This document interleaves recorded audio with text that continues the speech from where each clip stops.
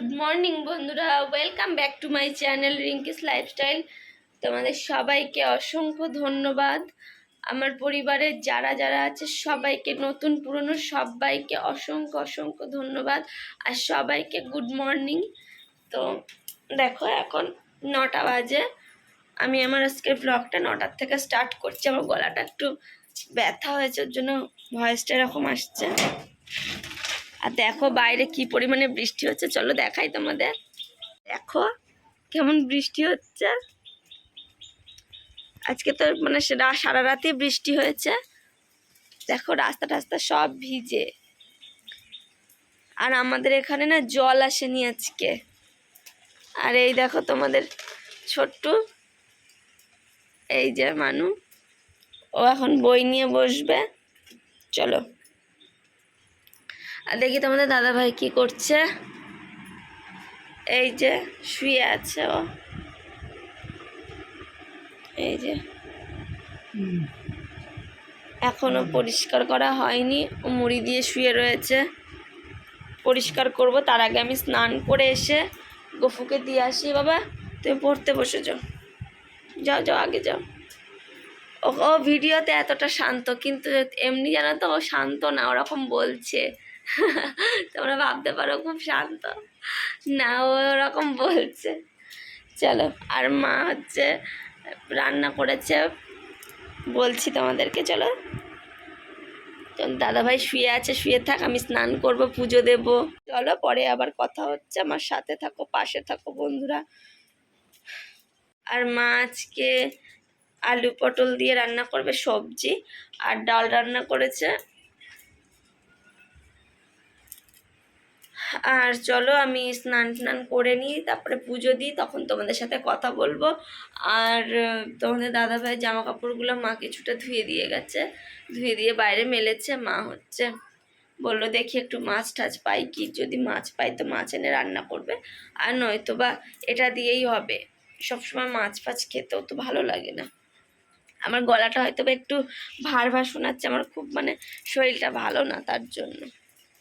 তো চলো কথা বলি। আর আজকে আমার একটু বেরোতে হবে, তোমাদের সাথে শেয়ার করব পারলে। অনেক কাজ আছে বাইরে, বৃষ্টির মধ্যেও আমাকে বেরোতেই হবে। দেখো বন্ধুরা, আমি স্নান টান করে চলে এসেছি, আর এই যে গফুকে হচ্ছে তুলবো। তো চলো তোমাদেরকে দেখিয়ে দিই গফু সোনা কেমন হচ্ছে। এই দেখো গফু সোনা ঘুমাচ্ছে। চলো আমি গফু সোনাকে তুলি, তোমরা দেখতে থাকো।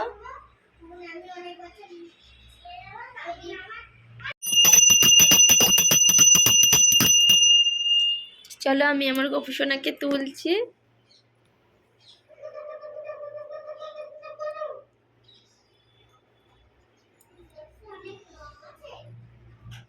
এই দেখো,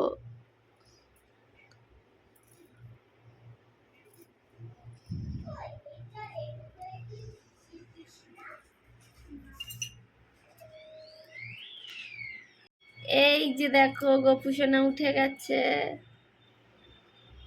এই দেখো, এই যে সেই মা তারা, এই যে রাধা কৃষ্ণের ফটোটা। তো চলো, জয় শ্রীরাম। তো চলো, ও বলছে ভগবানের নাম নিয়ে। তো চলো গোপালকে স্নান করিয়ে আগে বসিয়ে নিই, তারপরে তোমাদের সাথে আবার পুরোটা শেয়ার করছি। আমার গফু সোনা বসে আছে, হয়ে গেছে ভোগ লাগানো।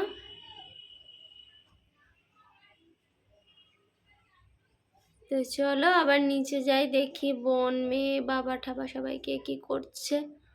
চলো, এই দেখো আলু আর পটল কাটা হয়ে গেছে, আর ডাল আর ভাত তো হয়ে গেছে। তো চলো দেখি তোমাদের দাদাভাই কি করছে। দেখো বোন বাসন টাসনগুলো সব ধুয়ে ধুয়ে নিয়েছে, এখনো মাজছে। চলো দেখি তোমাদের দাদাভাই কি করছে। আর আমি ড্রেসিংটাও করে নিয়েছি, আর এখানে বোন সব গুছিয়ে টুচিয়ে রেখে দিয়েছে। মা আর মেয়ে উপরের ঘরে আছে, এই ঘরটাও গোছানো হয়ে গেছে মোটামুটি। আর এই যে তোমাদের দাদাভাইকে আমি ড্রেসিং করিয়ে দিয়েছি, এখন এই যে শুয়ে আছে। কেমন লাগছে শরীর? ব্যথা করছে, ভালো লাগছে। পায়ে ব্যথা করছে, ওষুধ দিয়েছি তাও বলছে ব্যথা করছে, আর কি করব। পরে আবার হচ্ছে গিয়ে এমসের যে ডাক্তার ছিল ওই দাদার কাছ থেকে আমি এই যে আলট্রাসেট নিয়ে এসেছি, উনি আলট্রাসেট দিয়েছিল। আর গাবাপিন 300, যেটা মানে 300, এটা তোমাদের কেটে গেছে, এটা দেখতে পাচ্ছ না। এই ওষুধ দুটো দিয়েছে, তা খাওয়াচ্ছে, তাও কমছে না। যখন খাওয়াই তখন কম পড়ে, নইলে আবার সেই যা ব্যথা, সেই ব্যথা যন্ত্রণা। মানে খেলে ওষুধ কমে, নইলে কমে না। ব্যথা প্রচণ্ড ব্যথা, ভালো লাগে না, প্রচণ্ড ব্যথা, ভিতরে বিশাল ব্যথা, খুব খারাপ লাগে, এত যন্ত্রণা করে কিছুই ভালো লাগে না, কিছুই ভালো লাগে না। এমনিতে ভালোই লাগে না, এমনিতে ভালোই লাগে না, আর তো এই যন্ত্রণায় তো মোটেও ভালো লাগে না। এত যন্ত্রণা কেন যে দিয়েছে ঠাকুর, কি কবল করে আমার পায়ের মধ্যে এত যন্ত্রণা দিছে, এত কষ্ট দিছে, ওরে কষ্ট রে, ওরে যন্ত্রণা, আমার শান্তি, আমার খালি কষ্ট, কষ্ট আর কষ্ট, এত কষ্ট সহ্য করতে পারি না, আমি সহ্য করতে পারি না। থাক, বলছি তো কান্নাকাটি করো না, আমি তো সহ্য ওষুধ করতে পারি দিচ্ছি, না, আমি সহ্য তারপরে করতে তোমাকে পারি তো না। বোঝাচ্ছি কান্নাকাটি করো না, ওষুধও তো দিচ্ছি, কি করব না কমলে। বুঝতে পারছি না তোমার এত কষ্ট, জানি সহ্য তো করা যায় না। এত কষ্ট মাগো। তোমাদের দাদা ভাইয়ের খুব কষ্ট হচ্ছে, সহ্য করতে পারছে না, এত ব্যথা যন্ত্রণা। দেখো, একটা মানুষ শুয়ে থাকা এক ধরনের, কিন্তু ওই যে একটুখানি জায়গায় ব্যথা, ওই ব্যথাটাই ও সহ্য করতে পারছে না, কি আর করবে বলো। তো যাই হোক বন্ধুরা, তোমরা অনেকেই বলেছো যে একজন দাদা ভাই আমাকে হচ্ছে গিয়ে কিছু টাকা পাঠিয়েছিল আমার অ্যাকাউন্টে, তো ধন্যবাদ দাদা ভাই এভাবে পাশে থাকার জন্য।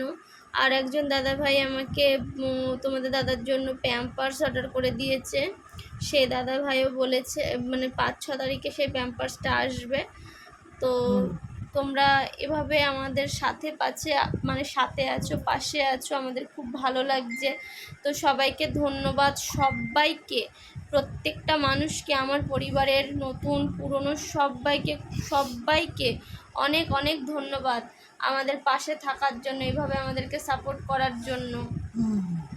আসলে একটা অসহায় পরিবার চোখের সামনে মানে কিভাবে নষ্ট হয়ে যায় সেটা হচ্ছে গিয়ে মানে কি বলবো, মানে এত সুন্দর হাসি খুশি একটা পরিবার চোখের সামনে আস্তে আস্তে সব ভেঙে গেল, সেটা দেখলে সেটা ঠিক মেনে নিতে পারা যায় না। তার জন্য তোমাদের দাদাভাই আরও কান্নাকাটি করে, সমস্তটা নিজের হাতে করতো, ভিখারিদের দান করা থেকে শুরু করে, কুকুর বিড়ালের খাবার থেকে শুরু করে আমাদের বাড়িতে সব সময় হতো, সেটা সব বন্ধ। এখন আমরাই অসহায় হয়ে গেছি, বলে না ভগবান কার কপালে কি আছে কেউ জানে না। দেখো, তাই এখন সে কান্নাকাটি করে।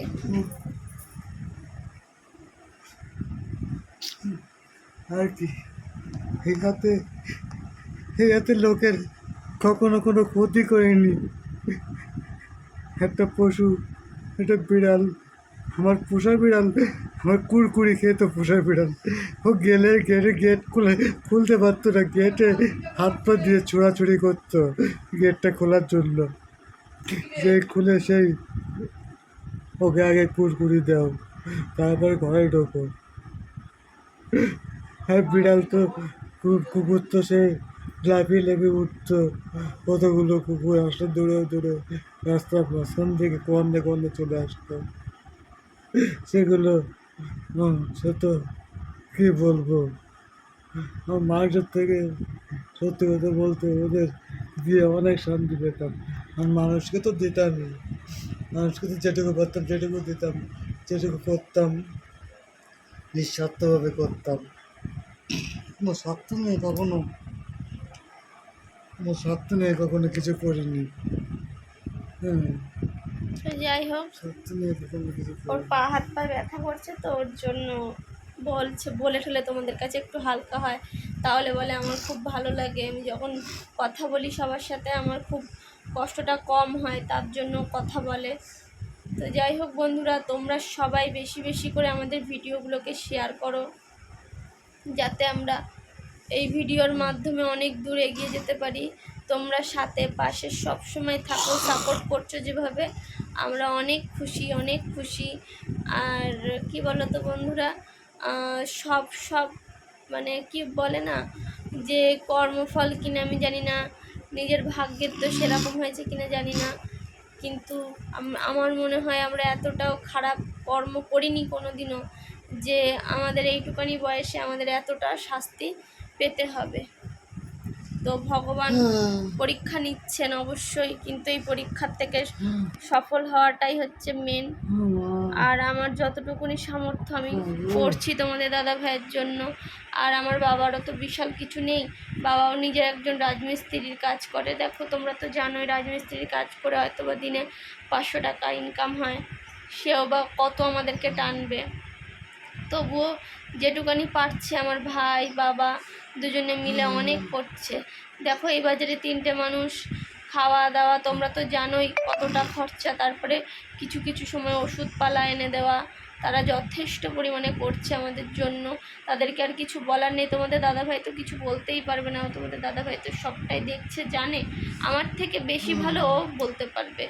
তো আমি হচ্ছে কি আর বলবো, আমার বাবা মা কী করছে কি করছে না, তোমাদের আগেই বলেছি, সামান্য একজন রাজমিস্ত্রি, সে তার কতটুকুনি ইনকাম আছে। এই যে আমাদের বাড়িটা করেছে না, এই বাড়িটা সম্পূর্ণ লোন তুলে করা হয়েছে। তোমরা যদি কখনো জানো, তোমরা হয়তো বা অনেকে এরকম আছে লোন তুলে বাড়ি ঘর করে। তো আমার বাবাও ওরকম বন্ধন ব্যাংক থেকে লোন তুলে আমার বাবা বাড়িটা দাঁড় করিয়েছে অনেক কষ্ট করে। মানে কি বলবো তোমাদেরকে, তোমরা যদি কেউ আসতে চাও আমাদের বাড়ি আসতে পারো। আমার বাড়ি হচ্ছে বাদু বারাসাত, আসলে আসতে পারো, দেখে যাবে তোমাদের দাদা ভাইয়ের মানে পরিস্থিতিটা কি, পজিশনটা কি, এটাই আমার বলার বন্ধুরা। আর তোমরা যেভাবে আছো আমার খুব ভালো লাগছে, এভাবেই থাকো সাথে। তো চলো আবার পরে কথা বলছি। দেখো বলেছিল জল দেবে না, তাও একটু করে জল পড়ছে, এটা দিয়ে কাজ চালাতে হচ্ছে। আর ভরা আছে, এক ট্যাঙ্কি জল ভরাই আছে। চলো, বৃষ্টিতে রাস্তাঘাটগুলো কেমন স্লিপ হয়ে গেছে। চলো দেখো বন্ধুরা, আমরা এখন দুপুরের ভাত খাবো। ভাত নিয়ে চলে এসেছি, তোমাদেরকে বলেছিলাম আলু পটল দিয়ে সবজি রান্না হয়েছিল আর ডাল রান্না হয়েছে আজকে। তো চলো তোমাদের দাদাভাইকে খাওয়াই, চলো দেখিয়ে দিই তোমাদেরকে কি খাবো। তো দেখো ডাল আর আলু পটলের সবজি রান্না হয়েছে। আমি ছাদে এসেছি আর দেখো কি সুন্দর বৃষ্টি পড়ছে, দারুণ লাগছে। দেখো চলো তোমাদের সাথে শেয়ার করি। এই দেখো কি সুন্দর লাগছে দেখতে, বৃষ্টি হচ্ছে, তোমরা দেখতে পাচ্ছ কতটা বুঝতে পারছি না। দেখো আকাশটাকে দেখো কি সুন্দর লাগছে, দারুণ দারুণ।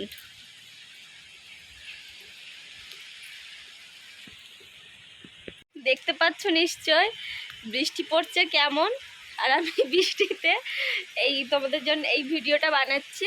তো যাই হোক বন্ধুরা, আজকের ব্লগটি যদি ভালো লেগে থাকে লাইক কমেন্ট শেয়ার আর সাবস্ক্রাইব করতে ভুলো না। এইভাবেই আমার পাশে থাকো, আর তোমরা জানিয়ে আমার পাশে সবসময় সর্বক্ষণ আছো, এটা তো আর বলার কিছু নেই। আমার খুব ভালো লাগছে, এভাবেই থাকো পাশে। তো আবার নতুন একটা ব্লগের জন্য তোমরা থাকো রেডি, আমি হচ্ছে আবার নতুন ব্লগ নিয়ে তাড়াতাড়ি চলে আসবো। আজকের ভিডিওটা যত পারো তত বেশি বেশি শেয়ার করো।